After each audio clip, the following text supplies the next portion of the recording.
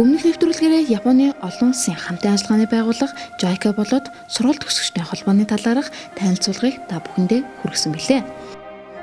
Харин энэ удаагийн нэвтрүүлгээр JICA болон сургууль төгсөгчдийн холбоо нь татварын ерөнхий газартаа хамтран хэрэгжүүлсэн хамтын ажиллагааны талаарх мэдээллийн дэлгэрэнгүй хүргэх болно. Монголын орчин үеийн татварын тогтолцооны хөгжил болон Япон улсын хамтын ажиллагааны тухайд хөгжиж буй орнуудад төсвийн орлого нэмэгдхийн хэрээр хөгжлийн тэргүүлэх салбарт төсвийг оновчтой хуваарлах, илүү үр ашигтай зарцуулах нь эдийн засгийн хөгжилд нэн шаардлагатай асуудлууд болоод байна. Монголд 1990 оноос социалист нийгмийн тогтолцооноос зах зээлийн эдийн засгийн тогтолцоонд шилжсэн. Энэ үед орчин үеийн татвар хураалтын тогтолцоо байхгүй байсан тул зах зээлийн эдийн засагт шилжээд удаагүй байсан Монгол улсын тухайд төслийн орлогын бүрдүүлэлт хүрэлцээгүй байдлаас шалтгаалсан төсвийн алдагдал нь засгийн газрын өмнө тулгарсан томоохон асуудлуудын нэг байлаа. Тиймээс улс орны эдийн засгийн эрүүл хөгжлийн төлөө улсын төсвийн суурийг бэхжүүлэх, өөрөөр хэлбэл орлогын ихэнх хэсгийг бүрдүүлж буй татварын хариуцан ажилтг татварын удирдлагын тогтолцоог сайжруулах нь чухал байсан тул Япон улсын JICA олон улсын байгууллага нь Монгол улсын татварын ерөнхий газартаа хамтран 1998 оноос татвар хураалтын тогтолцоог бэхжүүлэх, хүний нөөцийг бүрдүүлэх чиглэлд дэмжин ажиллаж иржээ. Япон улсын засгийн газраас үнэлгээний багийг JICA байгууллагаар дамжуулж одоо урд нь хэрэгжижсэн төслүүдийг ямар үр дүнтэй болсон байна вэ гэдгийг шалгах гэж ирж исэн.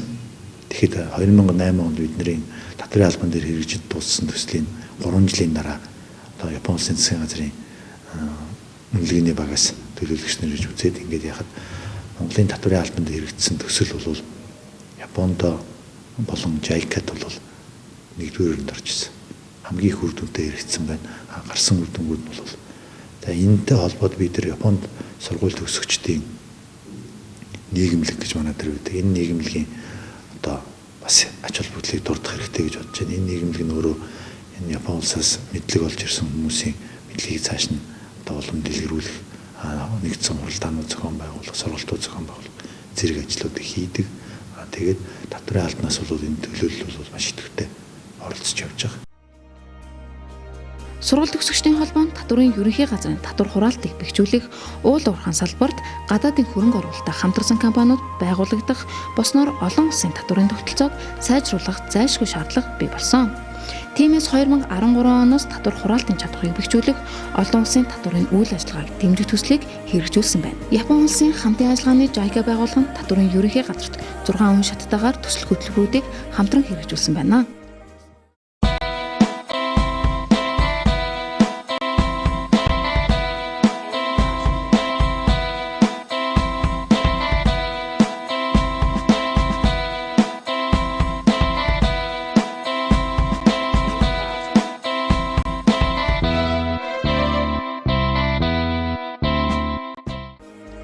Эхний үе шатын төслийн хувьд тухайн үеийн зах зээлийн эдийн засгийн шилжилтийг дэмжих, эдийн засгийн нэлээдгүй хүндрэлтэй байсан үед хэрэгжүүлсэн учраас эхний удаа татварын ерөнхий газрын тогтолцооны үндсийг тавих, татварын хүний нөөцийг болон татвар төлөгчдийн мэдээллийн сан бүрдүүлэх, хууль эрх зүйн орчныг сайжруулах зэрэг төслүүдийг амжилттай авч хэрэгжүүлсэн. Харин энэ удаагийн төслийн хувьд олон улсын татвар ногдуулалтыг бүрдүүлэх төсөлтөөр Монгол улсын татварын ерөнхий газар болон Япон улсын хамтын ажиллагааны JICA байгууллага хамтран үр дүнтэй ажилласаар ирсэн юм а. Олон улсын татвар ногдуулалтын гэдэг энэ салбарыг яагаад сонгож хэрэгжүүлж байгаа юм гэхээр эдийн засаг нэлээд нарийн төвхтэй болж хил дамнсан олон улсыг дамнсан аж ахуйн нэгжүүд үйл ажиллагаа явуулдаг болсон байгаа. Тэгэхээр энэ олон улсын одоо хил дамнсан бизнесийн үйл ажиллагаа ажил гүйлгээ дээр татвар ногдуулах юм чадвартай татварын байцаагчдыг бэлтгэх гэдэг нэг юм зорилго байгаа. Нөгөө талаас татвар хураалтын гэдэг юм салбар байна. Төлөх ёстой татварын байгууллага яаж ингэж өргөөжтэйгээр хураах вэ гэдэг энэ чадварыг бэхжүүлэх гэдэг юм хэсэг байна. Энэ хугацаанд хэрэгжүүлсэн төслүүдийн нэг болох нэг цэгийн үйлчлэгийг бий болгосон нь татварын хууль тогтоомжинд заасан үндэсний татварын албаны чиг үүргийн хүрээнд татвар төлөгчдөд татварын хууль тогтоомжийг хэрэгжүүлэх, сурталчлах, татварын тайлан гаргахад тусалцаа үзүүлж зөвлөгөө өгөх, аргачлал заавар хангах, татварын тайлан хүлээн авах болон лавлага тодорхойлолт гаргах зэрэг үйлчлэгийг нэг цэгээс хөнгөн шуурхай чанартай үзүүлэхэд чухал үүргийг гүйцэтгэсэн байна. Татварын албаны нэг цэгийн үйлчлэгийг 2003 онд анх үүсгэн байгуулжсэн. Энэ бол татвар төлөгчдөд үйлчлэгийг нэг дороос хүргэх зорилтоор анх хэрэгжүүлж байсан.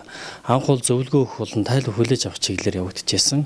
За 2003 онд бол JICA байгууллагаас сонгон харахын дүүргээр анх удаага нэгцгийн үйлчлэгийг бий болгож ирсэн.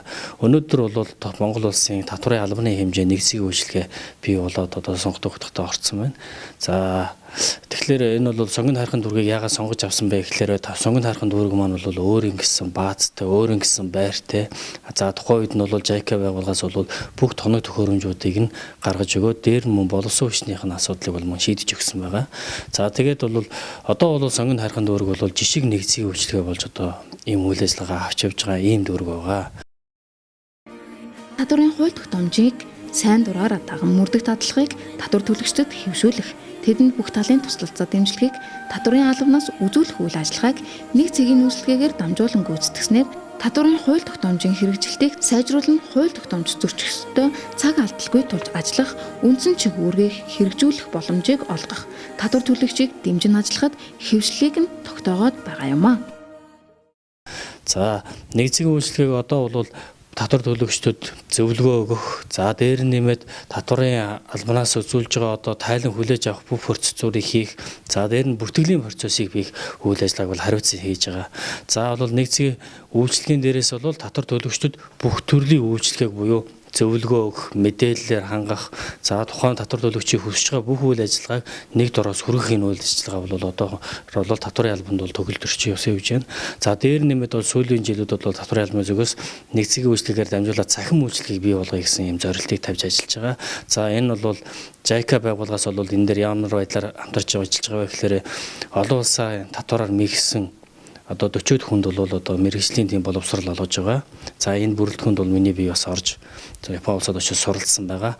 Ингэснээрээ одоо өнөөгийн байдал хамгийн их тулгардж байгаа олон улсын үндэстэн дамсан тэр одоо хэл худалдааг хэрхэн яаж зохицуулах вэ гэдэг талаарх энэ ойлголтуудыг татвар төлөгч нөртөө дамжуулж нэгцгийнхаа үйлчлэгээр дамжуулж хүргэх зорилгоор бол энэ одоо үйлчлэгийг нэвтрүүлээд ажиллаж байна.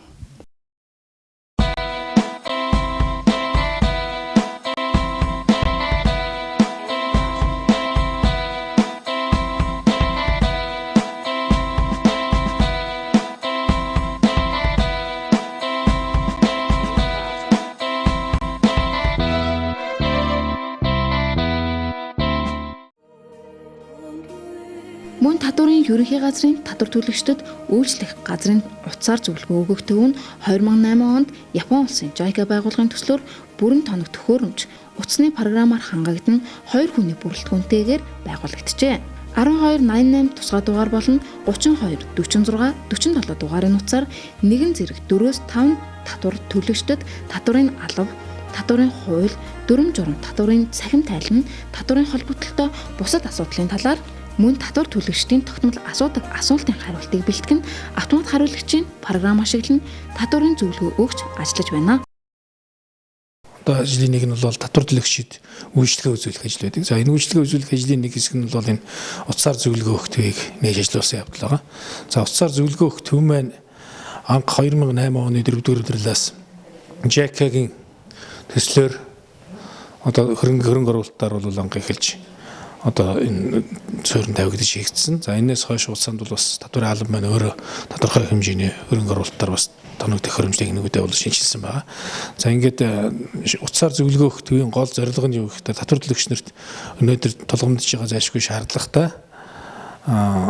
татварын хууль тогтоомжоор зөвлөгөө өгөх ажлыг бол зохион байгуулдаг. За одоогоор манай зөвлөгөө өгөх төв маань бол 4 орон дотоогоор ажиллаж байна. За ингээд ажлын цагаар бол оператортой холбогдож утсаар зөвлөгөө авдаг, мөн биеэр ирж зөвлөгөө авах ажлыг хийдэг. За дээрээс нь мөн автомат хариулагчаас тодорхой хэмжээний мэдээллүүдийг бол татвар төлөгч нар авч байгаа.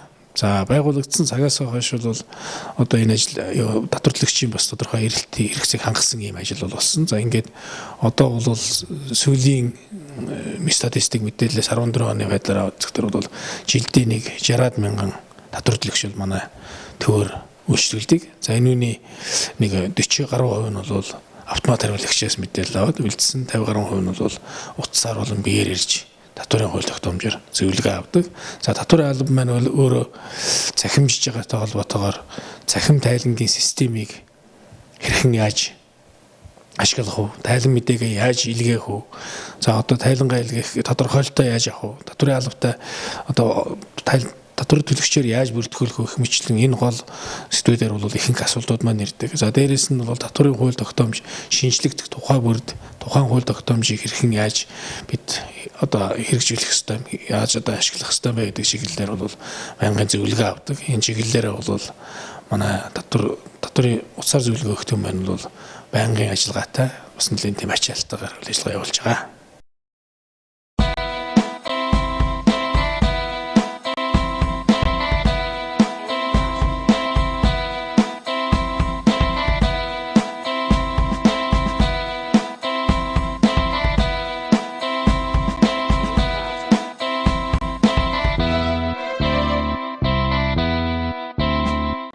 Олон улсын татварын чиглэлээр Монголын татварын албаны ажилтнуудын чадварыг бичүүлэх, татвар хураалтын хууль эрх зүйн орчин, үйл ажиллагааг бол сайжруулах үндсэн зорилготой хэрэгжиж байгаа төсөл байнамаа.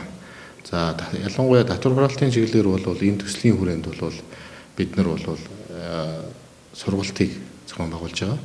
За энэ сургалтаар бол Японы татварын албаны тогтолцоо, хууль эрх зүйн орчин, үйл ажиллагаатай танилцах, за туршлага судлах ийм зорилготой сургалтыг бол зохион байгуулж байгаа. За 2014 онд бол Япон улсад зохион байгуулсан байгаа. За 2015 онд бол Монгол улсад зохион байгуулад байна. За энэ сургалтанд бол Монголын татварын албаны 60 гаруй албан хаагч бол оролцож туршлага судалсан байгаа. За сургалтыг маань бол Японы JICA байгууллага, Японы татварын ерөнхий газрын оролцоотойгоор зохион байгуулсан байгаа. Хураалтын чиглэлийн бас нэг гол ажил бол Япон улсын татвар хураалтын үйл ажиллагаанд хэрэглэж байгаа татварын үр дүндх төвийн үйл ажиллагааг бол судлах, газар дээр нь очиж танилцах. За энэ судлах танилцсан ажлынхаа үр дүнд бол Монголын татварын албанд, татвар хураалтын тогтолцоонд бол татварын үр дүндх төв байгуулахаар бол Японыхоо энэ төслийн багтаа хамтран ажиллаж байна. За энэ төслөд амжилттай хэрэгжснээр бол Монголын татварын албаны татвар хураалтын үйл ажиллагааны хууль эрх зүйн орчин ялангуяа болсонгүй болоход бол үнэтэй өв нэмэр оруулна гэж дүгнэж байгаа.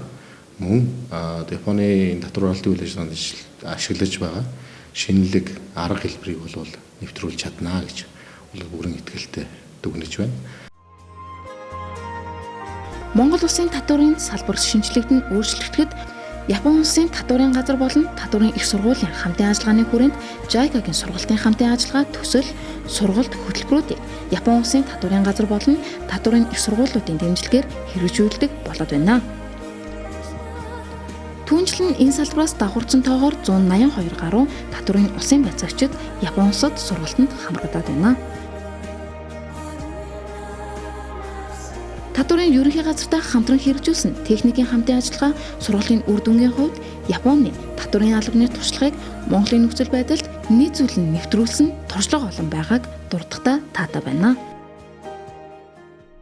Манай сургалт төгсөлтэй холбоо бол Япон Монголын найрамдлын том гүүр болж авах зорилго тавьж байгаа. Энэ үүргээ бас тодорхой хэмжээгээр биелүүлж ажиллаж байгаа гэж ингэж одоо бид өөрсдөө бас сэтгэл төрөн байгаа. Монголын 3500 гаруй залуучууд Японы JICA байгууллагын шугамар арлын оронд мэргэжил дээшлүүлж, тэдний хөгжил технологийн дэвшлээс суралцсан ирж эх орондоо хэрэгжүүлж байна.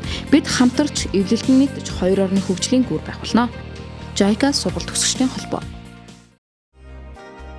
Улс орны нийгэм эдийн засгийн суурь үндэс болсон татварын үйл ажиллагааны баялаг агуулгатай өргөн хүрээний олон талт ажлыг цаг алдалгүй хэрэгжүүлэн гүйцэтгэхэд манай улсын татварын ерөнхий газар Японы JICA олон улсын хамтын ажиллагааны энэхүү үнэлж баршгүй бодит хувь нэмэр хизээж хидийдэж агуулга ач холбогдлоо алдахгүй оршин тогтнох болон гэдгийг онцлон тэмдэглэж их улсын аяны зам нь үлзий дүүрэн байхын ерөөл өргөё.